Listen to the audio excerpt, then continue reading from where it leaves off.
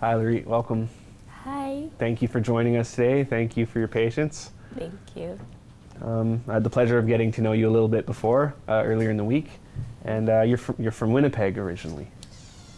Well, Yes. okay. Can you tell us a little bit about what brought you to Vancouver?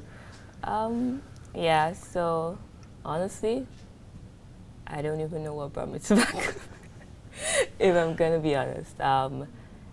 I just found myself restless at some point in Winnipeg, and I was like, I can't stay here anymore. And in my head, it was more like I just need a better job. Like where I was in Winnipeg, I didn't like what I was doing anymore. Like I wasn't enjoying it.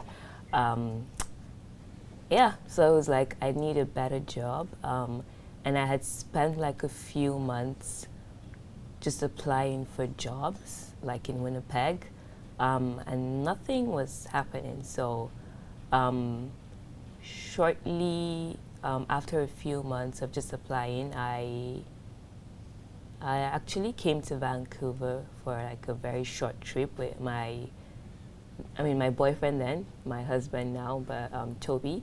So Toby writes, he's an author, and he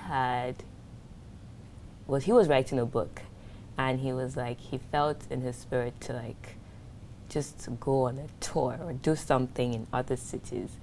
And it was like his third book or so, and it's like, I know no one knows me in Vancouver, but let's go. And here it was, I was like, okay, you know what? We're dating, like, we've been dating for a few years. I feel like I need to support you. Like, I wouldn't just let you go to this city alone.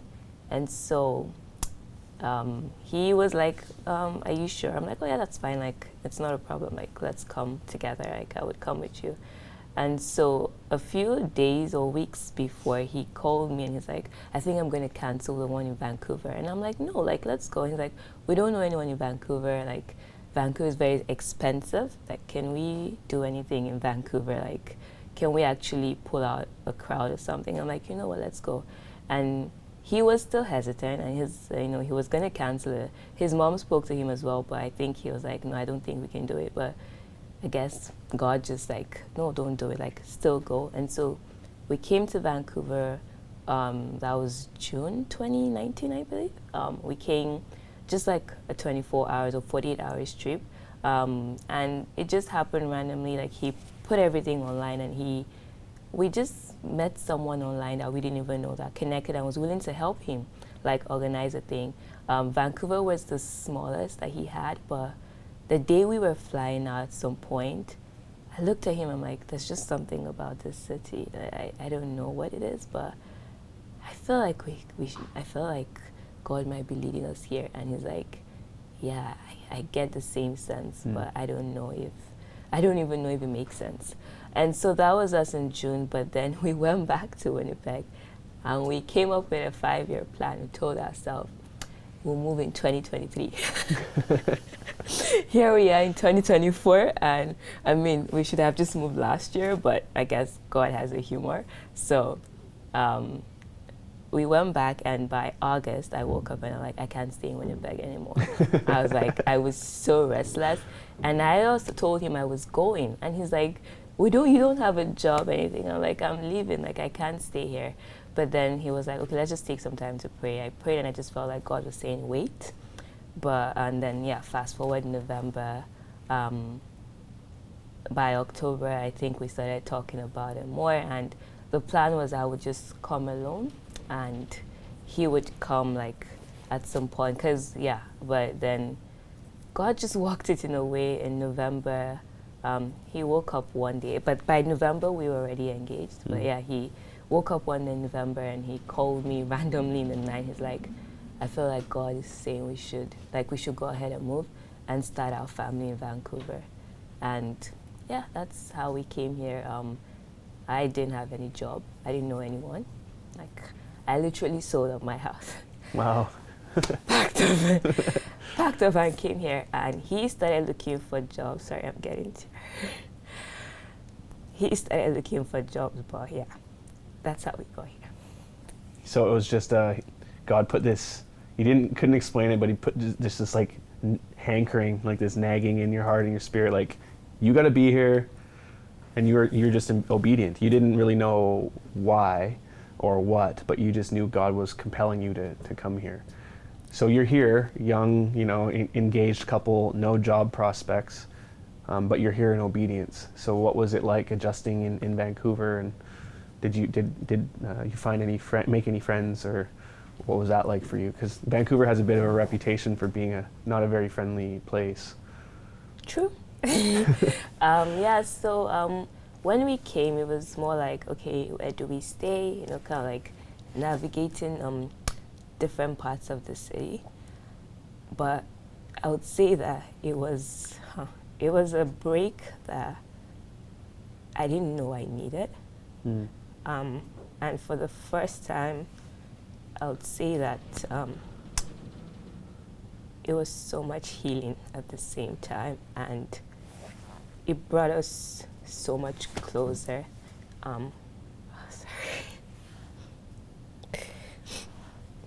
It brought us so much closer than we had maybe expected in Winnipeg, because it felt like in Winnipeg, life was happening at different points.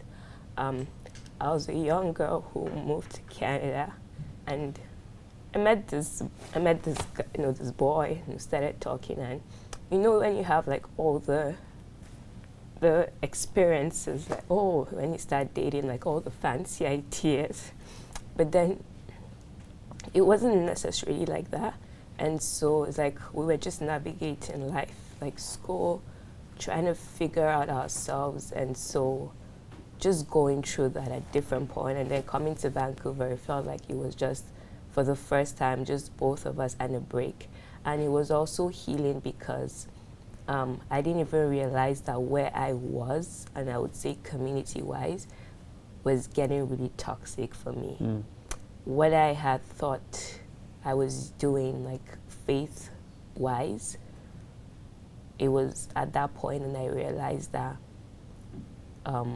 it was very messed up. The church I used to go to, thought I was doing so much serving God, but I didn't realize I was being taken advantage of. I didn't realize there was a lot of, I would say manipulation. Like, it's like I was doing things, it was more of like a culture of I had to do to keep up. Perform. Performance-based Christianity. But I didn't even realize that because moving to Canada, I guess, has always been in my heart to like just know God. So I thought that's what I needed to do. Like I had to give and give and give to be worthy before God, basically. Did crazy stuff like as a student, you're just earning pocket money, but you're just giving. Like the little I have, like it's I do this or I do this. I'll be told to do ridiculous stuff and like by my leaders, right? And I would do it because it's like, this is what I need to do to serve God. I would take advantage of maybe like school just because I need to be like at a church program or something just to make sure that I'm in line with God. So many statements that could manipulate you, like with being said. So I didn't even realize that I wasn't growing faith-wise, or like I wasn't, like I was just doing and I wasn't getting back in return. So by the time I moved here, honestly, I wasn't even looking for friendships. Did that experience at your last church kind of in a way poison your idea of what a healthy church community would look like? Like, did that deter you from wanting to find that again here? I mean, that's why a lot of people don't know me, right? Like everyone's saying hi, or like, I like Lerit, and a lot of people, I ran away for a few months. We used to come to church, but no one knew me. For 3 months straight, I would come, but once service is done, like my fiance and I will be out of the door. He was even better, but like at some point he was like, I think we need to not serve just because we need to heal. I don't think we should, because even when I came here, I think there was a part of me like, those people seem good, maybe this I should just join, but after he had that talk, I realized, okay, yeah, that's actually true. So once service is done, like for 3 straight months, like we would just go out. I wasn't talking to, no one knew us. Nobody knew us in church. I like how, like he, we're told to join house church. I wasn't joining anything. I would just be on my own. So I honestly didn't, I wasn't looking for anything. Yeah, it affected, and I had to get to a point to realize that just because I had experience, that does not mean everyone is like that. Right. But it wasn't easy. I can tell you up to today, it's not the easiest when you've gone through that, but it shaped me to be better now. And maybe sometimes I'm overly too discerning now because my guards are up, like, you know, but yeah, so I wasn't looking for friendship. So how has God kind of softened those walls that were built up? So the period when we came and it felt like it was quiet and it was just us, where I was talking about like us healing, there were moments where I would wake up and I would just break down. And in those moments, like, God started showing me like different paths. And, you know, it's like, yeah, you were in, what you were doing was more of pleasing man, not God, you know, but obviously in a gentle way. You know, I got to a place where I had to realize that all of what happened was not because God is not faithful. It was just, unfortunately, he's just men. It's not God. Doesn't say anything about God. Like, God is still God, but we're human beings, right? So if someone makes a mistake, it doesn't affect who God is. So those were the things, and in those moments where I took a step back, I started realizing, and so I didn't, and it happened in a way whereby I didn't get a job until like 8 months after I moved. Wow. And then shortly after we moved was COVID. Right. So I couldn't run. Oh, yeah, right. I couldn't run. I had to face everything in that period, and so both of us, like, walking, like, you know, talking, learning, just being in each other's space, growing together, being able to unlearn, you know, yeah, just talking, and I guess we became friends more with each other, and then, yeah, we could now, I guess, open up to other people, or I could open up to other people more, yeah. So You mentioned to me that Samuel 40 is near and dear to your heart and your life. Can you tell us a little bit about that? yeah, Psalm 40, yeah, so that was still 2019, shortly before I moved, August. So August 30th is my birthday, and on my birthday, so when Winnipeg, my Toby decided to surprise me for my birthday that year, and he actually flew me to Calgary. And so I've always wanted to go to Banff, and so he told me, oh, we're going to Banff, like, take me for my birthday, and I was just so happy, like, oh. And so I get to Calgary the night before my birthday, and in the night I couldn't sleep. I was so restless, and I was like, I can't sleep, like, we're going to Banff the next day, and I need to sleep, but I couldn't sleep, and I was so restless. So I'm like, okay, God, why can't I sleep? Like, I need to sleep, but I kept feeling the urgency to pray. And in my life, I mean, I've prayed, like, maybe with people for a long time, but just me by myself, I prayed for 8 hours straight. Like, Wow. I prayed for a long time at night. That's never happened to me before. And I couldn't sleep, and I just felt the need to keep praying. And I kept getting the sense that I should pray into my future, like pray ahead of me, and I just couldn't understand. And by morning, like 5, 6 a.m., I started getting the sense to open Psalm 40. I've never even known the verse. I just heard that in my spirit, and I picked up my phone, and I saw Psalm 40, verse 1 to 3, saying, you picked me up from the miry clay, and you set my rock on the path to stay. Yeah, I don't want to paraphrase, but from verse 1 to 3, and I just felt like that was the word God was giving me for my birthday. And so I was like, okay, I'm grateful. I don't understand it. I'm going back to Winnipeg. I don't get what this means, but, you know, I just wrote down that word in my journal. And by the end of the day that evening, Toby actually proposed to me. And so wow. I was like, oh, so is this why I couldn't sleep? So my little mind, I was like, oh, so I stayed awake, prayed. I guess I was praying for this engagement. I was being silly, and I thought that was it. But I didn't know that that was the beginning of a lot of things to come. And so then, yeah, so we went back to Winnipeg, and I guess if I backtrack, like I started being restless and then moving to Vancouver. And so that verse just kind of like the healing I was talking about, as well as like God pulling me out of places that I didn't even know, physical and spiritual, maybe where I was pleasing leaders or pleasing, just trying to think that was Christianity or all of that, and you can only please God, you know, literally taking me out of a place where it's like, this is not good for you, like you can't be here anymore, like there's so much more to your life like than this, like, you know. So that word has, I've really seen that word, even though I got that word in 2019, I didn't even realize that that word had been playing over in my life for years. I just thought it was that year and that was the end.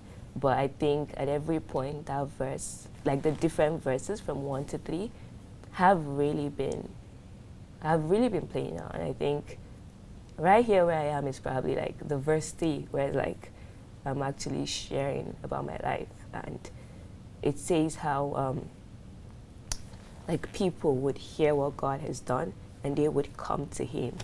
And so yeah, that's kind of like that word. And I don't know, you want to talk about like my birthday last year? Yeah, because it seems like that was a moment for you where God kind of finally broke down that wall and invited you into community in a fresh way, and trusting Him in it. And He gave you a pretty radical confirmation of that, I would say. So.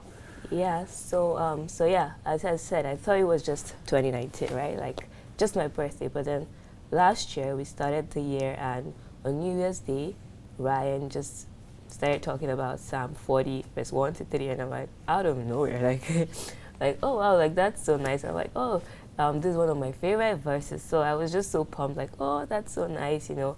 But then I realized that while Ryan was talking at some point, I just remembered just now, like I couldn't focus during service. I actually was on my knees throughout service, and I was just praying, and I was in tears. Like Ryan was preaching, but I wasn't listening to anything.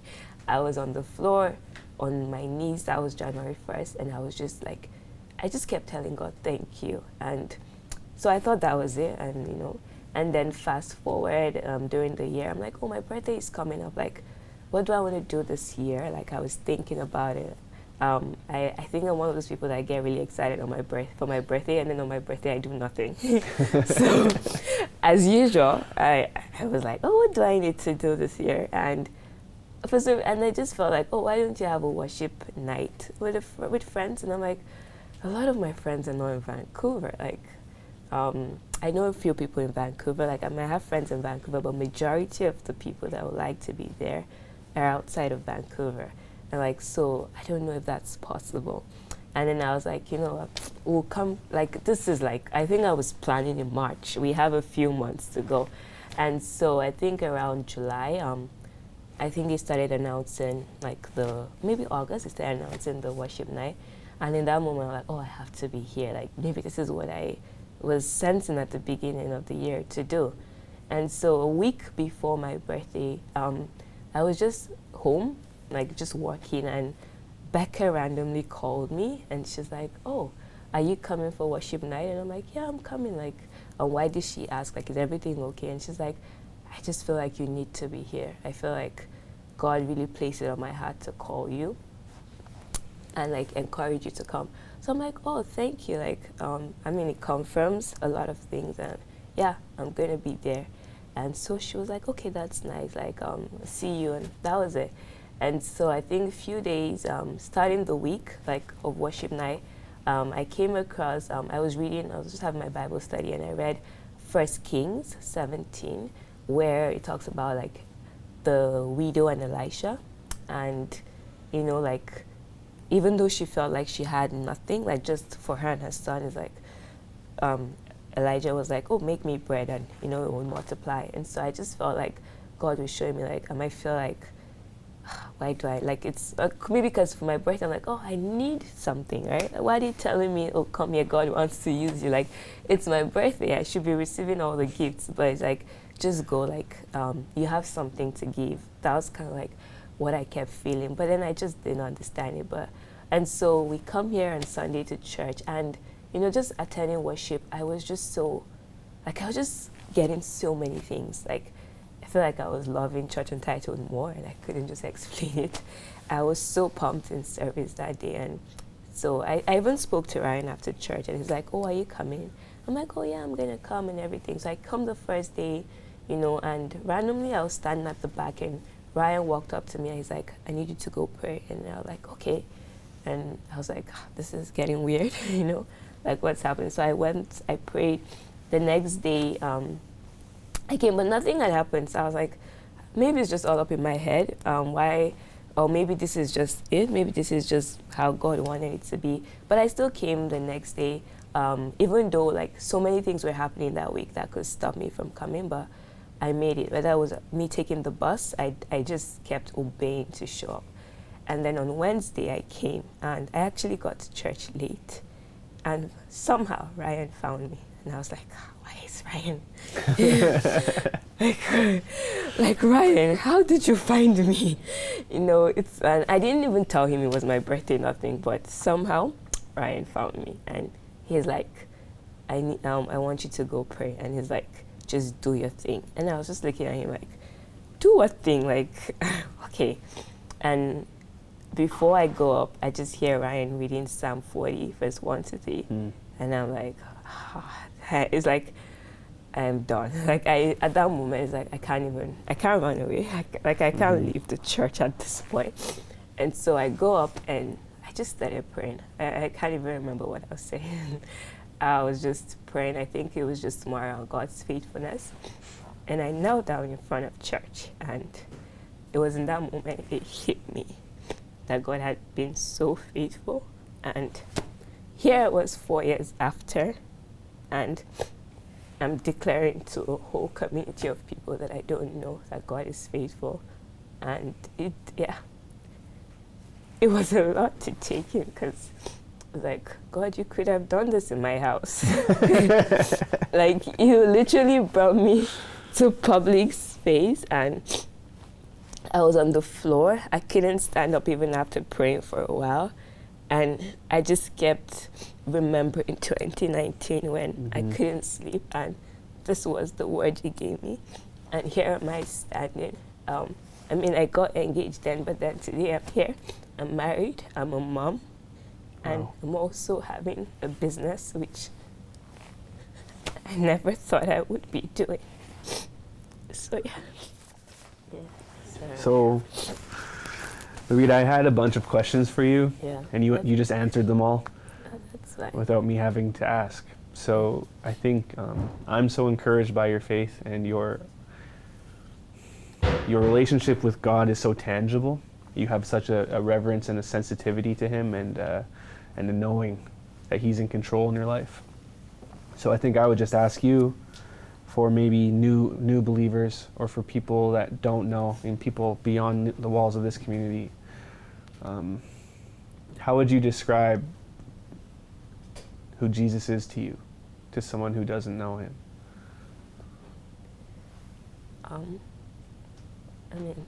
How would I describe Jesus? I guess everything, because more and more I've realized that everything we're looking for is honestly in God. Like, there's truly nothing outside of God.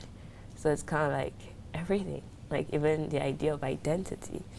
Most times, like, a lot of things we're looking for, like, success, this, all of those things, like, it can only be found in God. I hope that doesn't sound too complicated for someone, but like, literally, God is like everything. Like, there's truly nothing outside of God. There's nothing outside of God. Everything that you're looking for, like, as crazy as it sounds, like, which most times we think is crazy, but then to Him it isn't, is actually in Him. Like, you can't please anybody. The only person you can please is actually God, because He doesn't care, like, how we are, like our shortcomings. Like, He actually doesn't care. Like, He knows them, actually. Like, He's not surprised. Like, he's not surprised. Like, it doesn't take him by surprise that, oh, I hit my leg. Like, he knows, right? It's just that he wants us to be able to admit it because, you know, so that way it's kind of like we're admitting it and we're inviting him into those spaces. So everything is actually in God. God is everything, and you can't please human beings. I don't know why I feel so much to say that, but you honestly can't please human beings. We go so much after chasing so many things, and I say it because even like from the little I've shared, like I thought I was doing right by man or like by everyone, but it's like you can't do it. It's just only God. Yeah. That's what I would tell anyone. Yeah. That was that. I think that was excellent. Do you guys have any questions? Anything? That's good. Yeah, you're incredible. Thank you, and welcome. I mean, you've been here for a while now, but we all see you now. Thank you.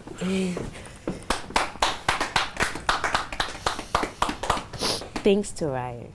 Thanks to Ryan I have and to put his that obedience. out there. Yeah.